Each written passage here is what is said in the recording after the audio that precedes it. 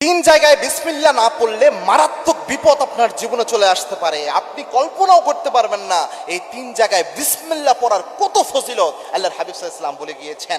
আমাদের জীবনে এই যে বিসমিল্লাহির রহমানির রহিম, এটা দিয়েই আমাদের জীবন সাজানো অনেক ক্ষেত্রে আমি দেখেছি। কেননা যে আমলই করতে চায়, যে কাজই করতে চায়, একজন ইমানদারের প্রত্যেক কাজের শুরুতে বিসমিল্লাহ রয়েছে।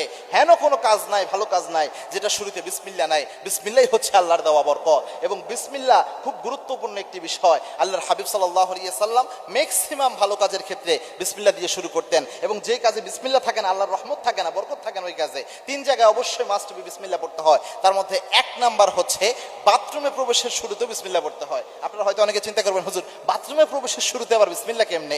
বাথরুমের প্রবেশের যে দোয়াটা আমরা পড়ি, আল্লাহুম্মা ইন্নী আউযু বিকা মিনাল খুবসি ওয়াল খাবায়েস, এটার একটা ফজিলত রয়েছে। আর বিসমিল্লাহর সাথে যদি আমরা এই দোয়াটা পড়ি, এটার আরেকটা ফজিলত রয়েছে।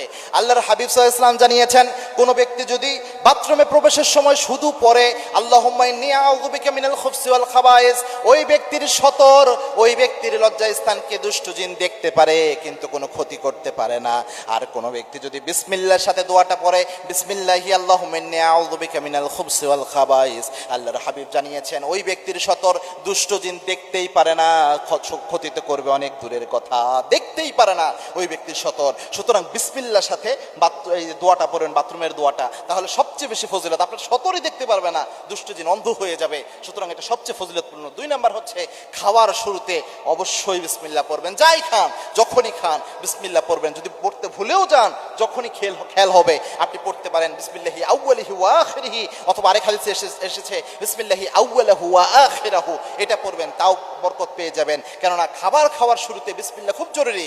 এবং আল্লাহর হাবিব সাল্লাল্লাহু আলাইহি ওয়াসাল্লাম জানিয়েছেন, যেই খাবারের মধ্যে বিসমিল্লাহ পড়ে খাবার খাওয়া শুরু করা হয় না, ওই খাবারের মধ্যে আল্লাহর রহমত থাকে না, এবং ইবলিস শয়তান দুষ্ট জিন ওই খাবারের মধ্যে শরীক হয়ে যায়। মারাত্মক একটা বিষয়, এজন্য অবশ্যই বিসমিল্লাহর সাথে খাবার খাবেন। তিন নাম্বার হচ্ছে বাসা থেকে বের হওয়ার সময় বিসমিল্লাহর সাথে একটা দোয়া আছে, এই দোয়াটা অবশ্যই পড়বেন। আল্লাহর হাবিব সাল্লাল্লাহু আলাইহি ওয়াসাল্লাম জানিয়েছেন, কোন ব্যক্তি যদি বাসা থেকে বের হওয়ার সময় পড়তে পারে বিসমিল্লাহি তাওয়াক্কালতু আলাল্লাহ ওয়ালা হাওলা ওয়ালা কুওয়াতা ইল্লা বিল্লাহ, এই দোয়া যদি কোনো ব্যক্তি পড়ে, আল্লাহর হাবিব সাল্লাল্লাহু আলাইহি ওয়াসাল্লাম জানিয়েছেন ওই ব্যক্তির জিম্মাদারি আল্লাহ নিজ হাতে গ্রহণ করে নেয়। এই জন্য এই তিন জায়গা সবচেয়ে জরুরি জায়গা, যেহেতু অবশ্যই তিন জায়গায় বিসমিল্লাহ পড়তে কখনো ভুলে যাবেন না।